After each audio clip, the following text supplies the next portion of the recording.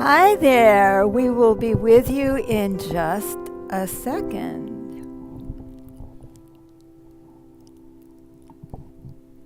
Hello there. Hello, hello. I'm James Maynard, otherwise known as Granny Rocks. Sweet Baby James. That's I, Granny. I'm Sweet Baby that's James. right. I'm Beth Green, and I am the one who's also known as Granny Rocks. And this is Lighting the Way. Granny Raps and Rocks, There we are. which we live stream every Wednesday night at 6:30 p.m. Pacific time And where do you live stream? on Facebook and YouTube on Beth Green TV. Great. So please participate with us if you're here live. Make your comments, and James will sneeze, and he will also pass on your comments so that I can talk to you right here on the show. And if you're later, just put in your comments, and I'll respond to you later. So I want to talk about a kind of important topic. I mean, it's important to me anyway, and maybe it's important to you too. It's called 10 Steps to Healing Your World. And I want to be very clear about this.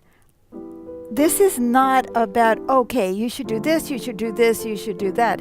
Looks like we have some friends A number of already. people have already been saying hello to us. Todd says hello and sends hearts of love. Thank you, Todd. Hi there, Todd. Thanks for being with us. And Elizabeth says hello and sends a heart of love and rainbow of happiness. Hi there, Elizabeth. So happy to see you too. And Catalina says good evening and sends a rainbow for herself and other warm, friendly images. Oh, nice. Thank you, Catalina. So, when I say 10 steps to healing your world, I'm not telling you, okay, you should do this, and then you should do that, and then you should do this, and this is how we're going to help the world. And that isn't what the show is about. This is the approach we all should have or could have that might help us to find the way that we can help our world. And it looks like we And have. we have Karen here as well. She says good evening and sends 2 hearts of love. Thank you, Thank Karen. you, Karen. Very happy to see you too. So, a lot of us, I mean, a lot of people want to help. It's very touching. Even people that we may not agree with on politics or on something else, or whether they think vaccines are good or bad or the work of the devil or whatever. A lot of people want to help. And every time I open up Facebook, I see stories about people who are rescuing animals or children or the elderly or something. And, I'm always amazed at how much goodwill there is and how many people are trying to help.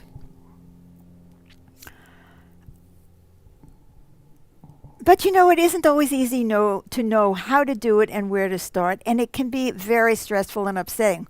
So I would like to talk about that. I'm going to tell you 10 steps which is part of an approach to how you can sort out how to help your world. And we have another hello from Robbie, who says namaste. I'm from Kathmandu. Hello, Ravi. Hello, Robbie. Very good to From see another you. part of the world. Another part of the world. And by the way, the desire to help is everywhere around the world. And Amy says hi, Beth and James, and sends lots of hearts of love. Hello, Thank you, Amy. Same back at you. So it's wonderful. We have such a nice group live already, plus other people who haven't even spoken up. Okay. So the first step toward helping your world, and realize that I'm saying your world, and there's a reason I'm saying your world rather than our world, it has to do with the first step, is to recognize that help is needed everywhere. This is a big world with so much pain and so much dysfunction and dysfunctional systems, and I mean it's very, very painful. And so we recognize that help is needed everywhere. If I read the newspaper, if I look at social media, if I look out the door, oh my God, there's homeless people, there's sick people, there's depressed people, there's anxiety-ridden people, there's angry people. There's global warming. I mean, there's discrimination. Okay. So if you look around the world and you say, oh my God, what am I going to do? It's so terrible. Should I do this? Should I do that? There's voter suppression. There's discrimination. Attacks against women. Should I go to Afghanistan and try to get the, women back in school? Take a breath. This is step number 2. Take a breath. Relax. And acknowledge you can't impact everything. Now, that may sound extremely obvious, and you may say, why are you even bothering to say that? Well, of course, you can't impact everything. But that doesn't mean that we feel that way. That we could feel so desperate because there are so many issues and so much suffering. And then I feel like, okay, well, I'm doing this, but I'm not doing that. But why am I not doing this? And how come I'm not helping here? And maybe I should also go out and bring, Meals on Wheels to seniors. And I should really be crocheting caps for preemies. And, oh no, I need to do research for Alzheimer's. And anyway, take a breath. It's overwhelming. See, step 1 is to recognize that help is needed everywhere. And number 2 is to deal with that overwhelm by taking a breath, relax, and acknowledging you can't impact everything. Of course, this program is very much about the art of the possible. It's like, what can you do? And I want to talk about how we get to that. What should you do? See, and the first thing is to recognize you can't impact everything, so you have to impact your world. Unless you're one of those people who gets the message that you should go to the Ukraine, or that you should go to, Tibet. Most of us are going to be impacting our world. So we take a look at that, at our world. Take a breath, relax, acknowledge we can't impact everything, and try to narrow it down to something that you can do, something doable. Now, this may not help you, but this is true for me. I'm telling you, these are things that I have to do. Now, step number 3. Objectively, evaluate your gifts.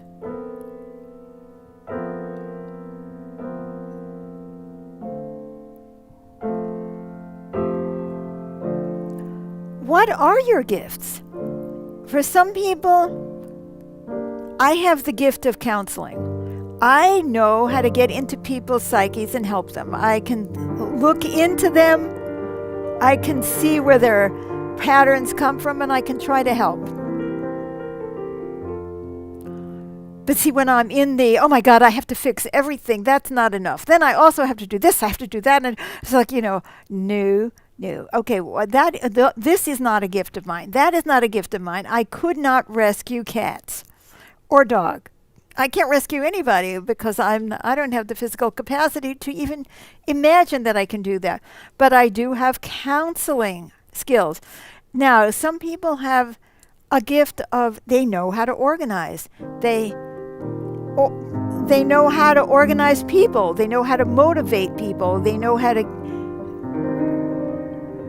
get out there and talk to people. They're comfortable going door to door. They go out. That's a gift.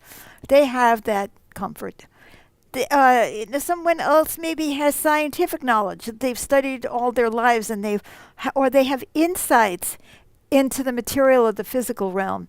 That is fascinating that they have that they know this, that they have a lot of years of experience that they could bring. Somebody who may have been a nurse for years who can help out if there is an emergency, or you could have handyman skills. You may not have any of those skills, but you may have the gift of smiling. Funny, I was just thinking of that. I was just thinking of the fact that if you don't think of yourself as having a lot of specialized gifts, think about smiling to other people, showing kindness to other people, and, just being those ways with people. Absolutely. And you may have the gift of a hug. I mean, I think that children like Santa Claus, if you have that in your culture, because you've got this ho, ho, ho, happy gentleman who, of course, is promising you the moon, which he may or may not be able to deliver. But it's not just the gifts, it's the attention. And it's the big hug, and it's, the teddy bear kind of quality. Every one of us has gifts. Some people have the gift of knowing how to clean. And I mean, that is so important. You might be able to use that gift to help somebody who can't keep their own house clean, or to help, people who are disorganized or who can't pull themselves together. Everyone has gifts. And sometimes it's just empathy, and that's huge. So then that's number 3. Objectively evaluate your gifts. Don't put your gift down. Don't puff them up. Just be objective about what your gifts are. Now, number 4. Fourth step. You can write this down or you can watch this video again. Look at your world. Look around at your world, the world that you are somewhat, in the right geographic area, or you can have the right connection on the internet. Look at your world. Do any of your gifts apply? Can you use these gifts? And in what way? See, I'm trying to break it down into bite-sized pieces, right? Sure. What have you got? Do you have accounting skills? And where could you help? Is there a senior residence in the neighborhood? Is there, do you have the capacity for foster care? Can you foster an animal? Can you see any way to apply your gift in the world you live in, whether it's online or in person? So I want you to think about that for a moment. And I hope you're following me and you're really thinking about this. Have you been thinking about, as I've been talking, what your gifts are? Look at your world. Do any of your gifts apply and in what way? I have counseling skills and I know how to lead groups. And when COVID hit, we did something on the internet. We had a program of support and counseling free on Zoom. Or we're doing a free spiritual service in the neighborhood, or we do these programs free of charge. We do this, and we also do Magical Improvs music, and it's all free, and we do that on the internet. These are gifts that we have. I have this gift. James has a gift. So I can feel good about it. But see, now, if I'm going to look at myself and think, yeah, but I'm not saving donkeys, that's not going to help me or anybody else. Now this is just the objective question. Do any of your gifts apply, and in what way? Can you read to children? Can you tutor a kid? In fact, we have a comment. Oh, Todd says, yes, I'm thinking about what you were saying. I love that. Thank you, Todd. I'm so glad. Now, number 5, explore your motivations. Now, this is before you do anything, right? This is all the prep work that we need to do in order to be effective in helping our world. And we say, explore your motivations. Are you trying to prove yourself, or are you trying to help? Another manifestation of trying to prove yourself is trying to appear to be a good person. Oh, yeah. Appearances count so much. Oh, yeah, that's right. Trying to look like a Looking good person, or like a generous person, or like an intelligent person, or like an effective person, or,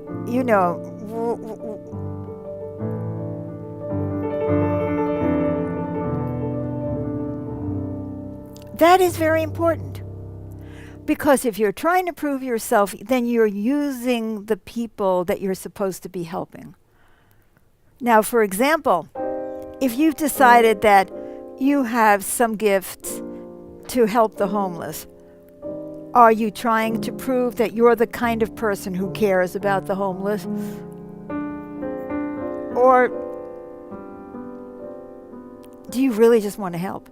And whether or not you just want to help, you'll notice by whether you're looking for praise, you're looking for magazine articles or newspaper articles about you, you want to be famous in the area for I'm the one who helps all the homeless.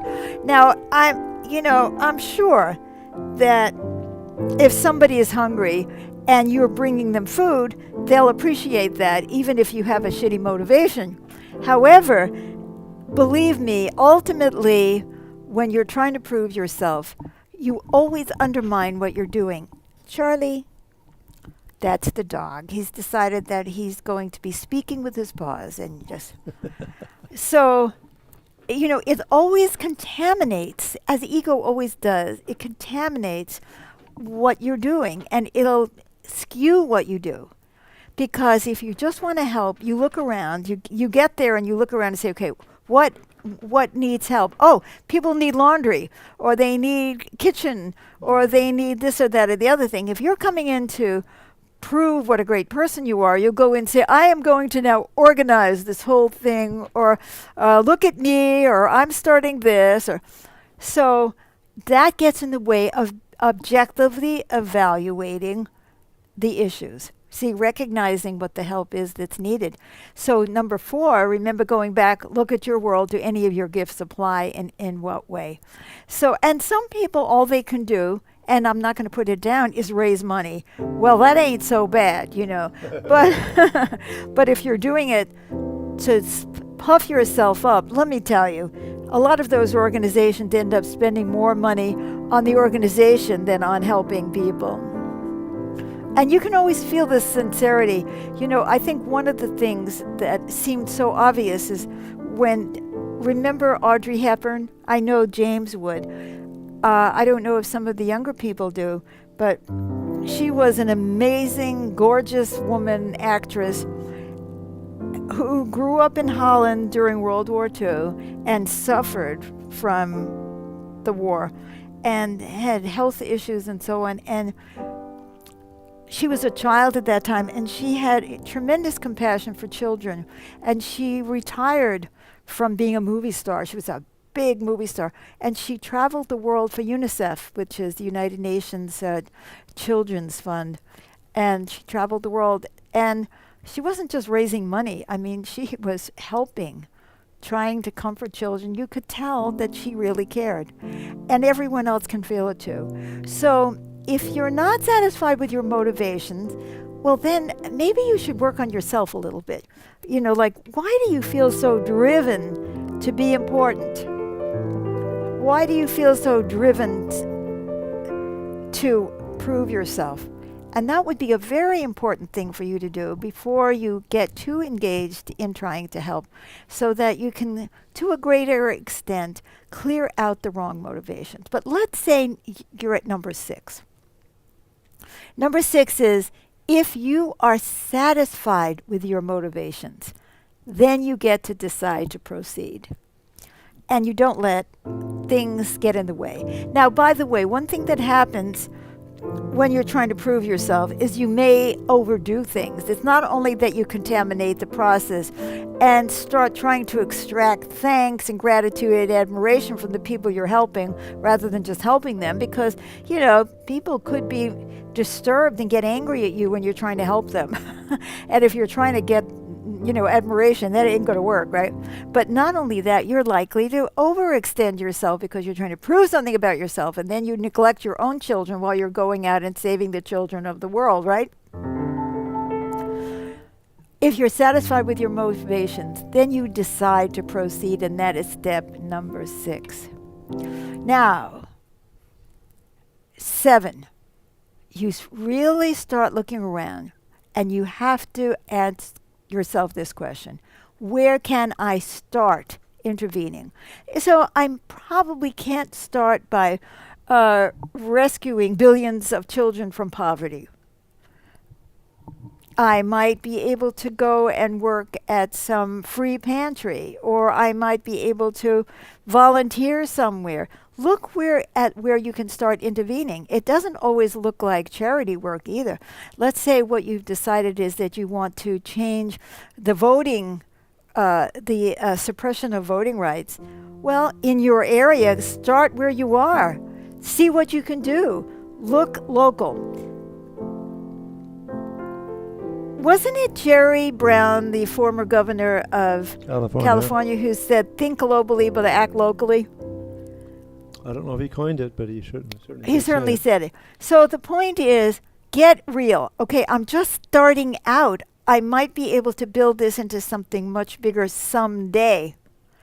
But right now, I need to see where I can start intervening.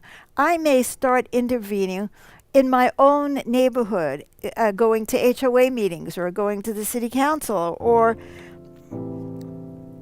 volunteering at the schools or working with people who are organizing to get back rights that they feel they have lost. Now that's number 7. Number 8.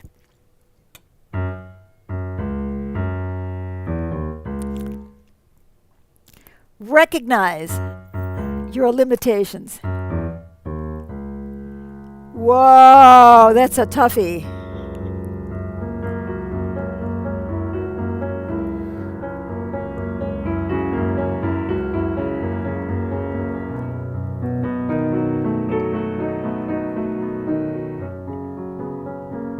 Anybody out there have trouble recognizing their limitations?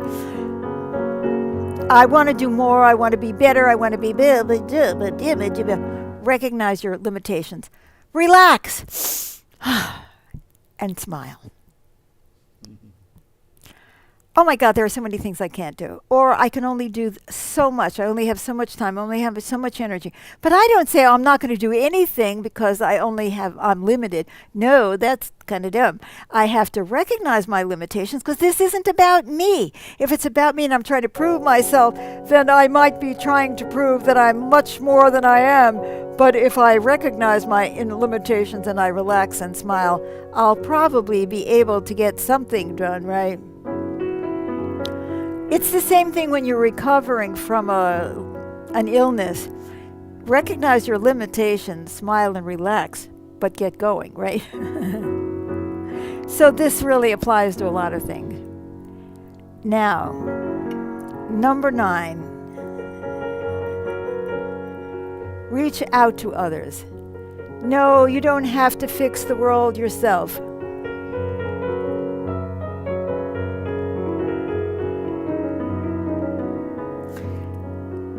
You don't have to do it all yourself. You don't have to have all the skills. You can say, oh, I have a couple of skills. Maybe there's somebody, a friend of mine, who has similar skills or different skills, and she or they would like to join with me. And let's think about what we're doing here. Let's see what we can do together. Too many of us get wrapped up in, I am going to save the world, or I'm going to save the animals, or I'm going to save the environment, or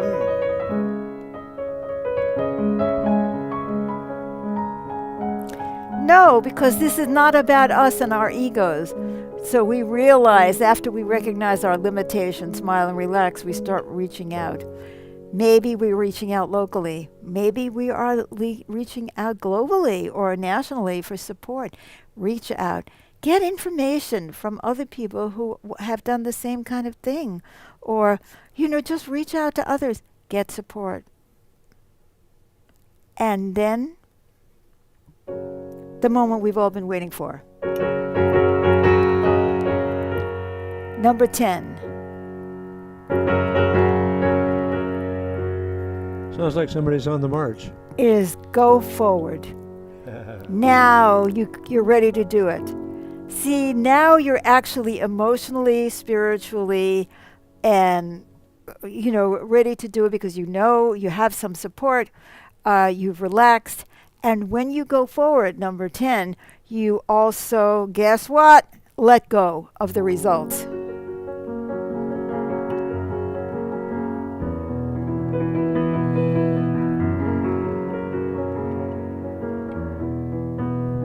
So just at the moment that you're going forward, you don't start girding your loins and get nervous and now I have to do it. And it's like, no, you go forward and then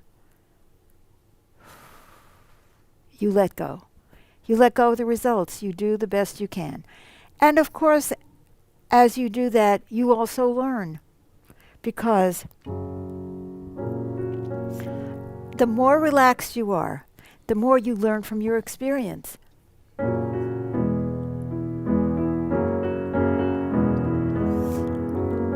And you would be surprised what can come of all of this.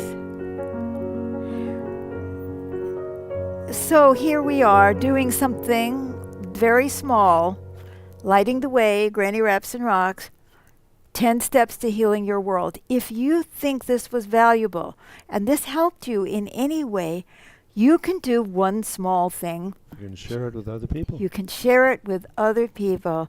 And that could be amazing. There may be somebody else out there who's thinking that they want to help the world, but they feel intimidated or overwhelmed, or they try and they feel discouraged, or they're not in a good headspace. Share it with other people. Also, like and love this show, and follow us on Facebook, and give it a thumbs up on YouTube, and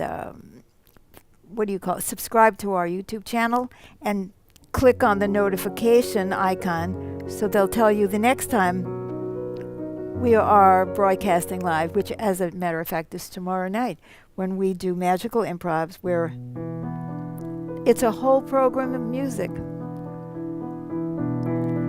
So I hope that this was useful.